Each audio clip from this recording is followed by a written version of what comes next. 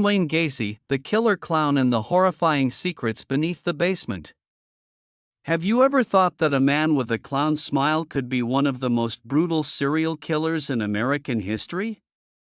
John Wayne Gacy, also known as the Killer Clown, was not only a successful businessman and a father in the eyes of his neighbors but also a man who killed at least 33 young men. The horrifying secrets buried deep beneath his house will make you unable to take your eyes off this story. Let's uncover the truth behind the terrifying smile of the Killer Clown. John Wayne Gacy was born on March 17, 1942, in Chicago, Illinois. His childhood was far from peaceful. Gacy grew up in a family where his father frequently abused him both physically and mentally. His father, an alcoholic, constantly berated and beat Gacy, calling him weak and gay. These psychological wounds left deep scars on Gacy's mind, and many believe they were the seeds of the brutality he would later commit. But can this justify the horrifying crimes he committed? As he grew up, Gacy tried to build a normal life. He married twice, had children, and became a successful businessman. He even participated in community activities, often dressing as a clown to entertain children. But behind that friendly exterior was a real monster. In 1968, Gacy was sentenced to prison for sexually assaulting a teenage boy. This was the first sign of his dark side, and the most terrifying crimes were yet to come. After his release from prison, Gacy continued to construct the image of a successful man. He ran a construction company and hired many young men to work for him. But this was also how he targeted his victims. Young men, many of them drifters or temporary workers, became Gacy's prey. He lured them in with promises of jobs or money, then brought them to his home. And from there, true darkness began to unfold. But what happened after these young men stepped into Gacy's house?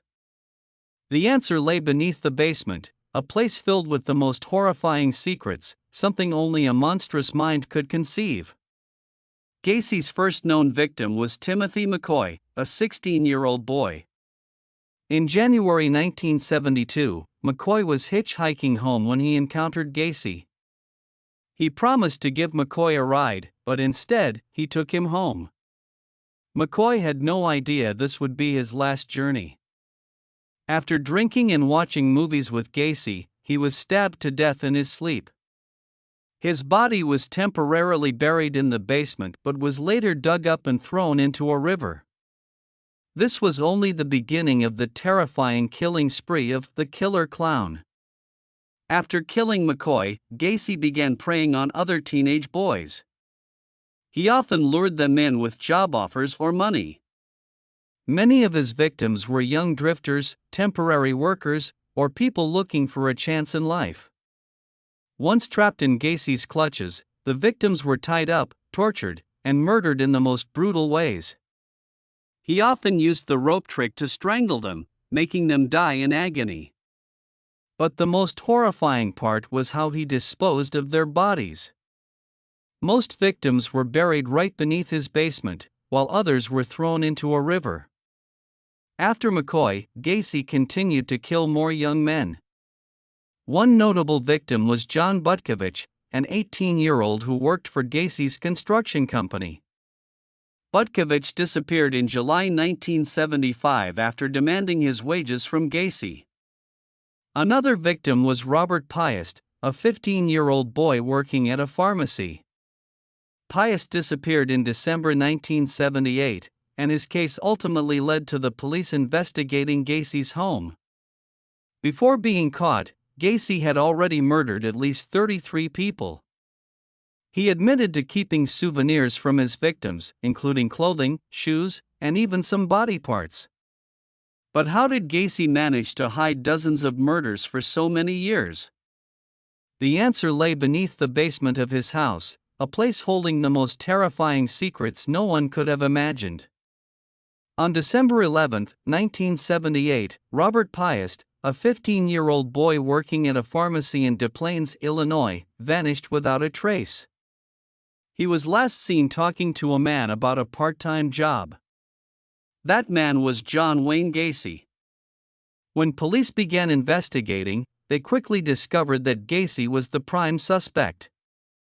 He had previously been convicted of sexual assault, and his suspicious behavior led the police to search his house. When authorities entered Gacy's home, they were immediately hit with an unbearable stench. The smell was coming from the basement, a place Gacy always kept locked and never allowed anyone to enter. With growing suspicion, police decided to dig up the basement. What they found left everyone horrified: dozens of corpses buried carefully, many of them already severely decomposed. But this was just the beginning. As the excavation continued, more bodies were uncovered, buried around the house and in the garage. John Wayne Gacy's trial began in February 1980 and quickly became one of the most closely followed trials in American history. He was charged with 33 counts of murder, and the evidence against him was undeniable. Gacy attempted to plead insanity to avoid conviction, but the jury didn't buy it. The testimonies of witnesses, along with the gruesome evidence from his basement, shocked everyone. After a lengthy trial, Gacy was sentenced to death. Yet, he remained cold and unremorseful. While awaiting execution, Gacy spent his time in prison at Stateville Correctional Center. He devoted much of his time to painting, with many of his works depicting himself in clown attire.